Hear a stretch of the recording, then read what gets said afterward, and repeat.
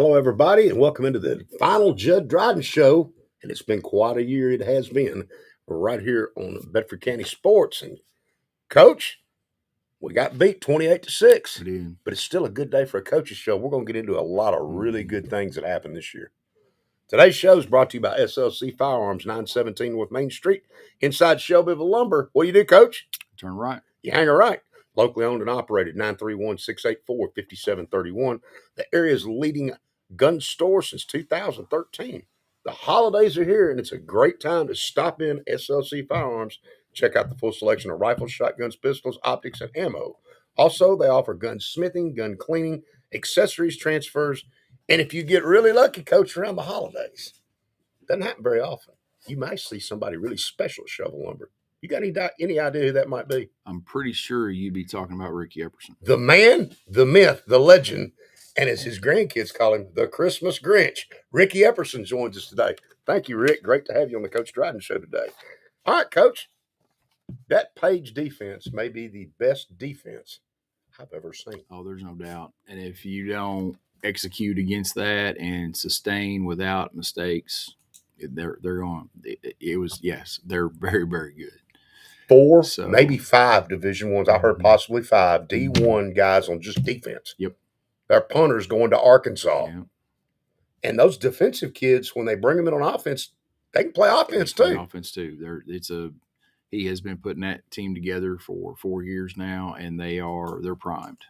They deserve to be the best team in the state right now. I don't think anybody's going to beat them.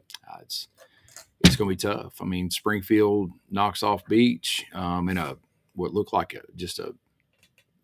got them good. So I don't know. I don't know. I haven't seen anything. Springfield had lost to Henry County and to Beach in the regular season. Yes, it was and then turn around. Yep. But their quarterback's spinning it. Yep. But I'll say this: the Ains kid, and we'll talk about it real quick just to get the game here. First quarter, the Ains kid, the linebacker going to Tennessee, has a 3-yard. He's a pretty good running back too. He is. They got up on a 7-0. They scored twice in the second quarter. Got up 21-0 on us.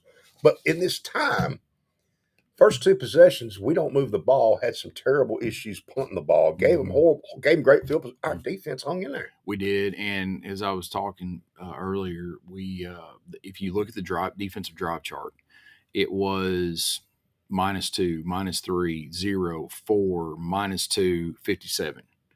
And so it was just that kind of night where we would be in great position, make a play, and then we'd be out of position by just a hair, or we would take on a block on the wrong side from where we should, or we would hesitate in a responsibility. And when you get into the quarterfinals and you're playing a great team, especially a team that's that good, that's favored to win the state, you can't make those small errors like that because they're huge. And so that's what we saw. We would make play after play after play and then give up the big one. And so it was just that night. I mean, we had the ball on the right side of the 50 4 different times, at least, maybe 5 off of a turnover or off of a takeaway. We had it off of a good, solid kick return. I mean, we had it multiple times in a position where we had a chance and we just didn't capitalize. And then we would turn back around and allow them to big play us. So it just, it was just one of those, it was that kind of night for us. Well, honestly, Page is really good. We knew that going into it. We did have a chance several times to do some things, but the one that sticks out to me would have been LeBron has a great interception I want to go through where he picks the ball, 55-yard return. Against most teams we played this year, I'm going to be honest with you, he's gone. Yeah. But against this team, he gets hawked. That's just what we're talking about. It is. It's the difference. And, they had as much speed on the field as we did. Right. And they were, they're where we are playing multiple sophomores and all that. They're playing none on their defense. Right. And now the quarterback and the running back are special kids. And that's a big deal. But really, it boiled down to we didn't make the plays and they did. Kind of nice. We knocked their quarterback out and they bring in a guy that I think that's either going to Wake Forest or somewhere. He's a Division I, and they bring in a quarterback. Yeah. Had snap issues, but other than that, he could still spin it. Yeah, it's short game especially. He was pretty solid with, but I mean, where he's deadly is his legs. I mean, he's what if people want to know the progression of Stephen Bobo and as a football player, that will be Stephen just throwing the ball a little bit better in a couple of years. So that's kind of what that will look like moving forward. But right now we're not there. Comment on the other kid, 34, the freshman running back. He's a ninth grader. He's eating and drinking really good because that kid looks special as a ninth grader. Yep, he does, and he runs well, and he's done the right things to make himself ready to play football, varsity football as a freshman. There's no doubt. Well, Coach, we got to see Bobo to Bobo one last time. We did. That was a nice touchdown pass. It was a good dialed up play action pass. Got them coming down. I mean, we'd been run game wise. There were multiple times throughout the game we were in the process trying to set up something, and we couldn't get. Plays like that require it has to be to a certain direction or in certain field position, things like that. The pass to Palmer Edwards was, in the process of being set up, and it took us a while to get to the right spot on the field where we could do it. And so there was just a lot of things like that over the night that, we just couldn't get enough going to get into where we could take our shots. So. All right. We can't have this show without talking about this senior class and what a special class of young men this is. Yeah, they are, and we could go through each one of them individually. Yep. But I think the big thing is them as a group, the guys that we've had here for 4 years that lived through a rocky up and down season as freshmen, and then lived through that grinder that was their sophomore year, and multiple guys playing that year, and then sticking together and continuing to gel and through their junior year and into their senior year to come away with and fight through so many of the things that have happened to us over the course of the season with injuries and just other things getting in the way. An offensive line that doesn't have the same 6 guys starting it for the first 6 games, and then finally starting to gel there. Two sophomore tackles to fit into that. A sophomore inside linebacker, a sophomore number 2 running back, as well as an outside linebacker. I mean, so those guys had to take time to fit, but this senior class is who brought them along, who helped them gel, who helped them become part of what was happening and stuck with them. And I mean, there's some great young men and coaches on that field that we're going to be losing. And that hurts. They're a major factor and anchor point within the culture of our program, the way they handle things, the way they approach things. And you could even see it at the end of the game Friday night. We're down 4 scores, and yet they're still fighting. And then we get an onside kickback, and then they're still fighting again. And so it's just that kind of mindset that they've instilled in all those guys that are below them. And this younger class, they've got a lot to live up to. These upcoming classes, and this junior class going to be seniors now, they've got some big shoes to fill, and I believe they can. But it's not going to be easy because this class set the bar incredibly high. It's a good sophomore class too, and I think you got a good freshman bunch. You got a good bunch of freshmen coming up as well. I mean, the program is improving all the way down through, so we're starting to see the benefits of that. All right, I'm going to talk about some individual kids right now. What a great year for us! 11-2 on the season, 10-2 last year. We're undefeated 2 years in a row in the region. Part of what makes me and David both think you were obviously coach of the year was Rocky Chandler goes down in that scrimmage, and a lot of people would have sat here and went, "Well, and went Rocky." Yeah. That ain't what happened.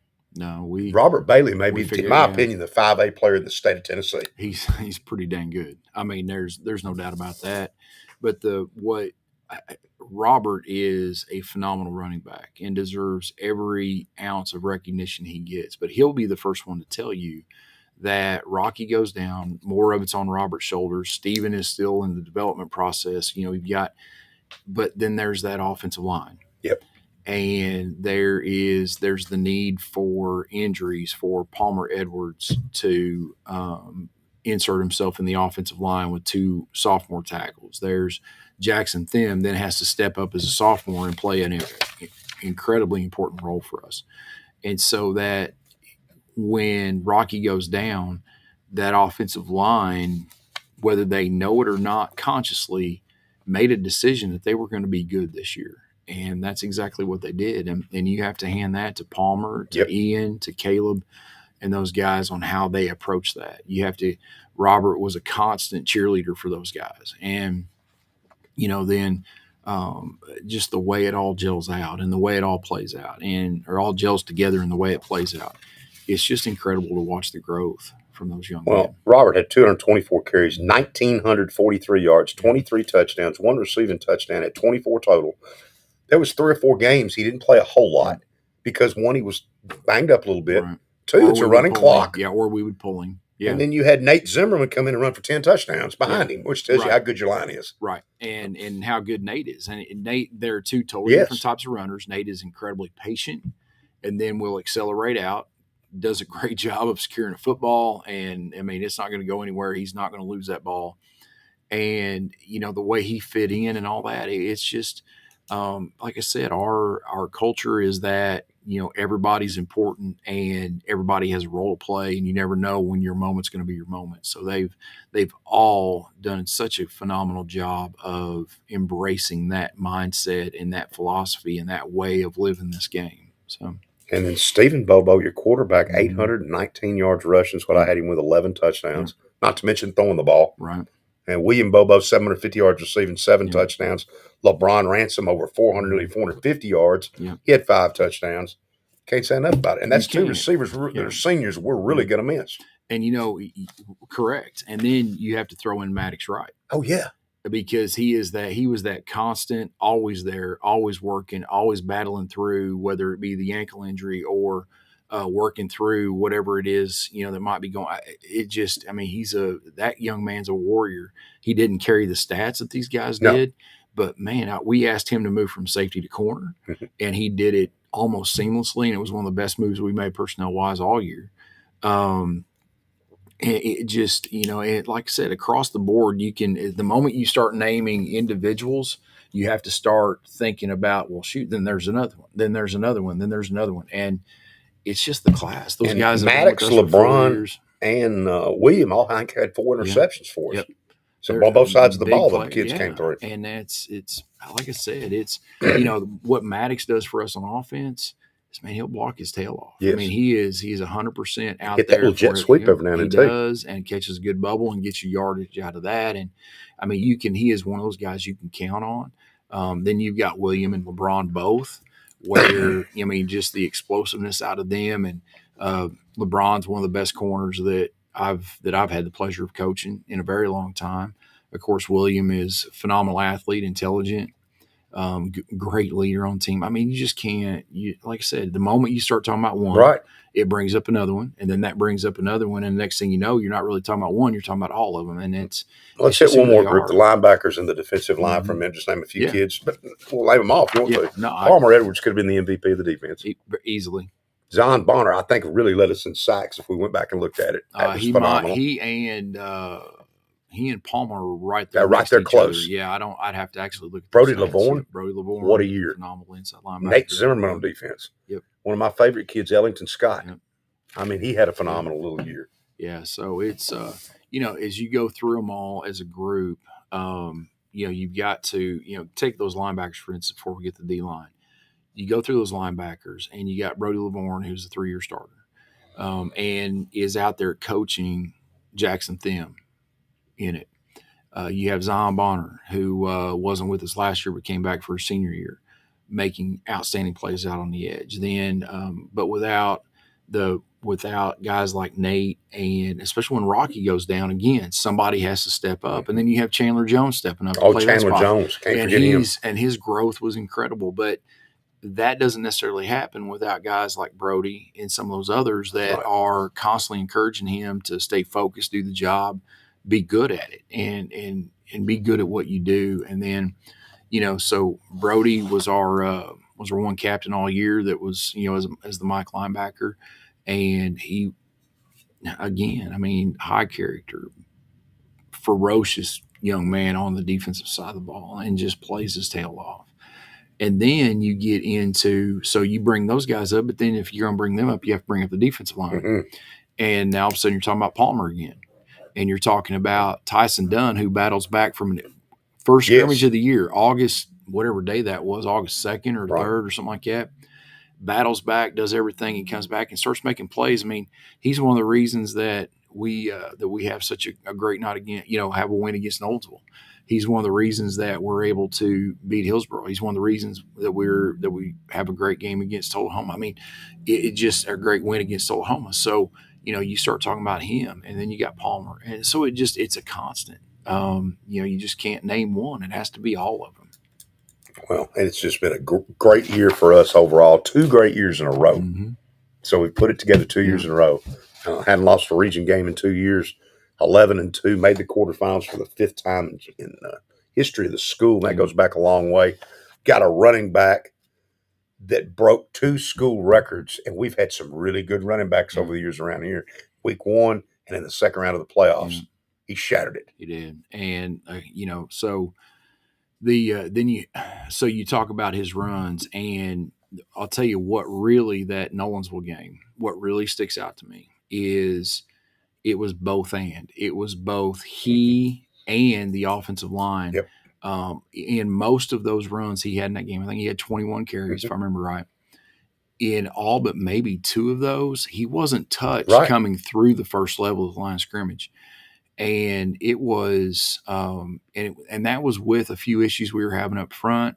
Our guys make one of the most mature changes that you've ever seen, and in changing center and left guard, we just swapped them, and all of a sudden we're right back at it. And I mean, it is to see the maturity of Ian Matusik and Caleb Smith. You can't talk about Robert without bringing those 2 up. And Palmer Edwards, and how those 3 guys up front, when you count the tight ends, how they are such a critical piece to everything Robert's accomplished. Now, once Robert gets through the first level and he is breaking tackles and he is outrunning guys, that's all Robert Bailey, and you can't take that away from him. Of course not. But you've got guys out on the perimeter that are holding blocks to make sure that it's only 1 or 2 guys and not 4 or 5 that are coming. Bring up your tackles, 2 sophomores. Right. And I mean, they're just talented, intelligent, but they're play sophomores. Hard. Yeah, they're sophomores. So and they play great. And you have Tanner Turntime playing right guard, who didn't come to us. Yeah, until he comes to us. Let's see, he was eligible, played week 7, week 8, 7 or 8. So and just as good on the D line, by the way, as the O line. He was a huge upgrade. He's a junior. Yep. And then you've got, so I mean, all those seniors, and we could go on down and listen to the juniors and start naming guys off up there, Colton and Ellington, and and you keep starting going. Always got a smile on his face. John Stanton coming in and making plays, and so there's they're all over the place, and you're always going to miss 1 or 2. And I'm going to get up out of here after this is over, and I'm going to think, oh my gosh, I'm going to have to start sending texts for apologies on, for missing somebody. But at the end of the day, this entire season has been about the program and the family, and that's one of those things. The Streeter kid, he did so well, and then you've got the transfer from Smyrna, Dallas Levine, and he comes in and he makes plays on special teams for us, and he's a solid number 3 running back, and then played some safety, especially in prevent situations. And did some punt return. So he did, and so it's been such an amazing year. Last year was different. It was all the pieces pretty much stayed in place, and we just continue to improve throughout the year. This year, pieces had to constantly be changed around and adjusted for, and you get one game all this works, but then you lose 1 or 2 linemen, and now all of a sudden you got to scale things back because whoever's coming in isn't quite ready yet, and you've got to adjust something. And so all season it's been and these guys have constantly adapted. They've constantly overcome. They've constantly stayed focused on what was important, and you just can't speak highly enough of all of them as a group and what they've done for our program here. We'll bring up one other kid again, though, and it's Stephen Bobo. Yeah. Stephen, as good as he is at running, and he's developing into a really good quarterback. It's what he did at safety for us on defense. And how many quarterbacks in this region played safety nearly ever play? Not many. Not many, if any. All. The only other kid that you see playing quarterback and safety is on the number 1 ranked team in the state. Yeah, and he only came into quarterback after the fact. He started the first few games of the year at quarterback as the other quarterback developed and got ready. But I couldn't tell you how many touchdown saving tackles Stephen made this year either. Oh, no doubt. And it's like I said, it was just it was one of those years where when guys had to make plays. But it's that way with all your kids too, because we have to go 2 ways so more often. We do. And again, not to go back to Robert Bailey, but let's just say this team that Robert hadn't got hurt, you would have had Robert, you would have had Rocky. at the edge rushing position. Yeah. Not to mention running back. Well, or you have Robert playing inside linebacker. Oh, yeah, even better. Brody. But there again, you can't take away the development of Jackson Thin whenever Rocky does go down. He's a player. Robert's reps on defense have to be limited. All of a sudden, he steps up, and he could potentially be one of the best linebackers to come through here. And so it's just you can it's just amazing. See it in him too. You can, and it's that whole class is like that, just like the junior class is full of guys that want to play, and so the future looks good for us. even getting bumped up into 6A, and we're going to get bumped into a pretty good region. Oh yeah, and it's going to be a meat grinder, and it's scheduling wise, it's getting harder and harder to schedule people because they nobody wants a non-region schedule that they're going to lose to. So, it's going to be a different look next year, and we're going to have to be able to adapt to that. We're going to have to approach things with the same mindset, but then take a look at what we have on both sides of the ball and make sure we've adjusted correctly moving forward, and be able to do what we can do. And the first goal is get in that region, get a playoff spot. Then maybe, who knows? Right. You just never know once you get to that point. I mean, take a look at Springfield. You True. come in as the number 4, and now all of a sudden you're playing in semifinals. So you never know. They're a great example of that. All right, today's show, as always, SLC Firearms, 917 North Main Street, inside Shovel Lumber. Coach, what do? Turn right. You hang a right, and you're there, 931-684-5731. Stop in and see Mike Matusik, Chris Cartwright, and the gang. And if you get really lucky, you might catch the man, the myth, the legend, our good friend, Coach. Who would this be? You're telling me it's Ricky Epperson. It's Ricky Epperson, our good friend. He would agree with I know you, Ricky, and I feel like I need to take up for him sometimes because I don't know. We had let Ricky go for a while, and it's the holidays. I feel like you tell stories sometimes about that. Occasionally, but he is. You might catch him down there during the holidays, and that would be a real treat for you guys out there to stop in, Shovel Lumber, hang a right, and go down to SLC Firearms. All right, Coach. The coolest thing I think we did this year was those play reviews. I agree.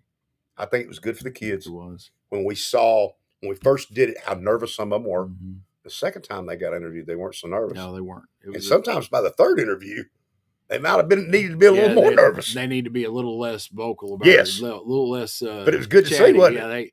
I'm like sitting there thinking, oh boy, there's some bulletin board material. We'll see how that works out. So, you give one of them, hey, there's a coverage call that just went out to Lord and everybody. But it's nervous as some of them were. You could see, and it's probably some of these kids may never get to do something like that. Yeah, you're right. And it was a great thing. It's just you take the good with the bad. Right? Oh, I guess you do. But I mean, I think the kids enjoyed it. I enjoyed it personally. It was my favorite part of the whole thing. So. All right, real quick, new region. We know we've gone to 6A. It's going to be tough. Tell me now about the off season. How does things start now? So we will. They're getting this week off because there's no school. We'll come back in and they'll have off next week. We'll do our exit interviews with our seniors. I'll have leadership meetings with our returning guys that are going to be looking to move into the leadership council, and then we'll do some active stuff, maybe some things that just kind of keep them together and whatnot through our. Through the rest of the week, and then the following week they'll start doing what we call correctives. Of course, during the course of the season, the emphasis on things changes in the weight room, and where it turns into still want to make improvement, but we're looking at longevity at that point. So we've got to get back in and make sure their squat and hinge is correct, and when it comes to the movement pattern itself, that their cleans are correct, and the pieces of that. The speed stuff, we'll start to ramp that slowly back up. And then that way we get to Christmas, we'll have open facilities a few times a week through Christmas. Nothing's mandatory for us. And we come back from Christmas, we hit it running. We'll be 4 days a week in, and then and then on Wednesdays they'll be at the schools for an hour and a half doing the reading program. Coach, do you have any of your boys that you know of playing for Coach Young in basketball? I'm sure you got 2 or 3. There's several. So you got Zion. Obviously, and then you can put me on the spot here. I'm trying to think. Well, you don't have to name the names. My point is, you give no penalty to it. You encourage absolutely not. I just want to make that clear to everybody out here. It's a good thing. We share. Oh my gosh, we share with. That's what I love about this place more than anything else. Yes, or as much as anything else, is that Coach Young, Coach Keeley is a wrestling coach, Coach Jones, and Coach Fritz. All of us share guys, and none of us, right? When they're with them, The big thing for me, as long as the guys are still in the weight room making improvement, and that's what's happening now that we have a strength coach. That's his job, is to make sure those multi-sport athletes are still making improvement even while they're in sport. And you got to think playing multi-sports keeps you It in better does. shape. Well, it keeps your cardio up. It's it really, what it does, the playing another sport increases it helps to hone the competitiveness. It helps to hone a mindset, and then the experience of something else. Take basketball, for instance. John Streeter coming back at corner. His ability to play man-to-man defense on a basketball court is huge playing corner. Right. It really is. Because there's some transfer there. When it comes to competitiveness, you've got a Stephen Bobo and a Rager Edwards and a couple other guys that are playing baseball. Being able to get up bottom of the seventh, and you got to have a hit. That's a high stress situation. Absolutely. Well, if you can survive that high stress situation there, when you're by yourself at the plate with all eyes on you, high stress in football is a little bit easier. So why would you not? Wrestlers and football players that wrestle. I mean, it's all, especially those guys in the trenches. It's all about how well the hips break, how well the balance is, and the hand fighting, things like that. So you just can't get away from how important things are. It's so all those things matter. And at the end of the day, they're teenagers. And if they want to play 3 sports, who are any of us to tell them or their parents that they shouldn't do it? Amen. And I think it keeps a certain kids from getting into trouble. It can. That they stay in a structured environment playing something different. Right. And it's interacting with a different type of student at that time, different type of athlete. Different coach. Even though most of our cultures kind of carry some of the same cornerstones, it's still presented differently. So they get different experience in different cultures. They get program cultures. They get different experience with different types of players. They get different experiences, throughout the course of the year that they wouldn't get if they didn't play. Now, will I take every guy that doesn't want to play in another sport to come on in, and we'll hammer their speed, we'll hammer their, the gaining the power and type stuff? Absolutely. I mean, we do well with that. I mean, that's one of our cornerstones.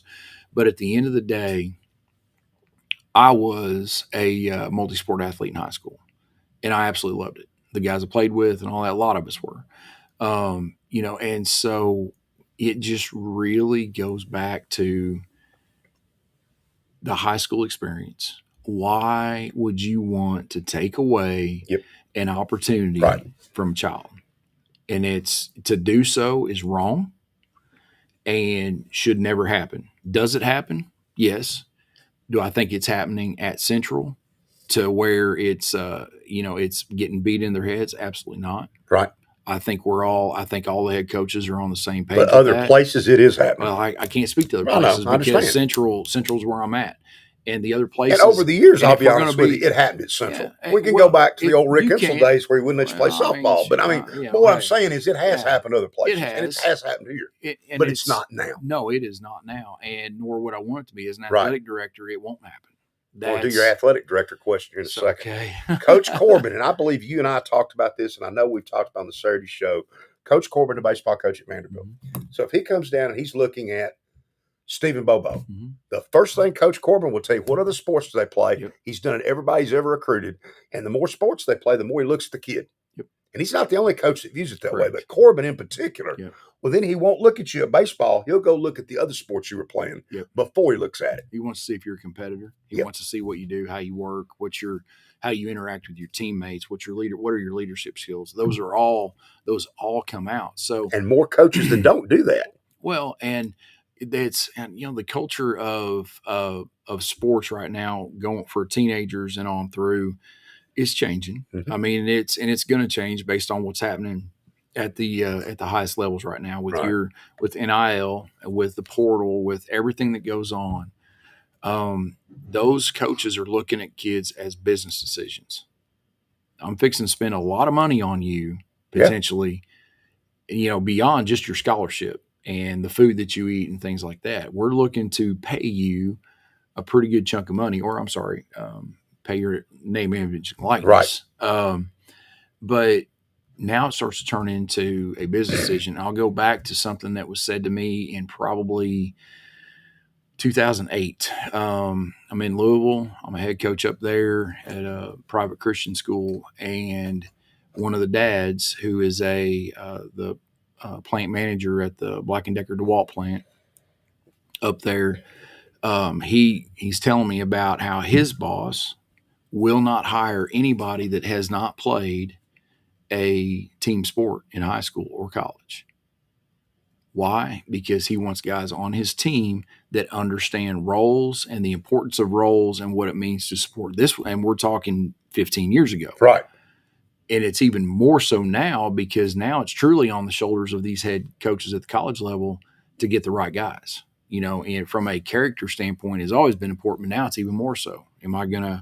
Are you worth, inherently worth the amount of money that we may be spending on you? So it's a big deal. And so now what you get is these guys that are multi-sport guys, there's more opportunities to see if they're just that way in one place and not another, to see how competitive they are in multiple situations, in multiple contexts and environments. And so now you get to see what you truly get to witness who it is that you're recruiting. So it's important. And as important as that is, I'm going to go back to what I've said before. These guys having a chance to play multiple sports that they enjoy playing, whether they love the sport itself or enjoy being with their friends and playing it with them, it's not on any of us to take that chance away from them. None of us. And shame on us if we ever do. All right, Coach. AD hat on a minute. Okay. Football's over for now. Football's over. AD time. Okay. We got an event coming up, a pretty cool one Coach Young put together. It starts on Friday. It's the Chili's Bedford Against Everybody tournament. It's pretty neat to have community, Cascade, and show. They're not playing each other, guys, but they're all going to play on Friday and Saturday. That's pretty cool. It is pretty cool. And to have something like that, I mean, you already, wrestling-wise, you have the Battle of Bedford. Mm-hmm. So that already happens. Volleyball has the same thing. I was actually text conversation with Coach Gay out at Webb. Yeah.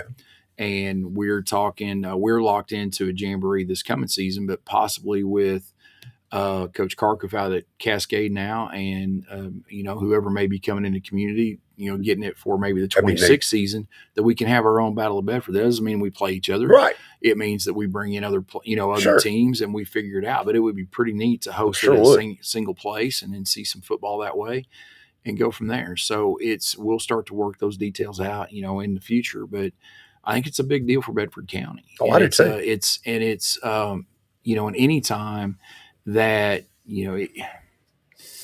anytime that we can all get together, compete. I mean, most of these kids have known each other since almost the day they were born, and they go to church together, or they've been on this travel team before with each other, or they're on that travel team, or they're here going there.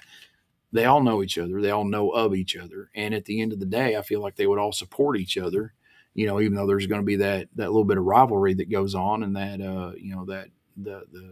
the talking that may come with that. Right. And that's part of it.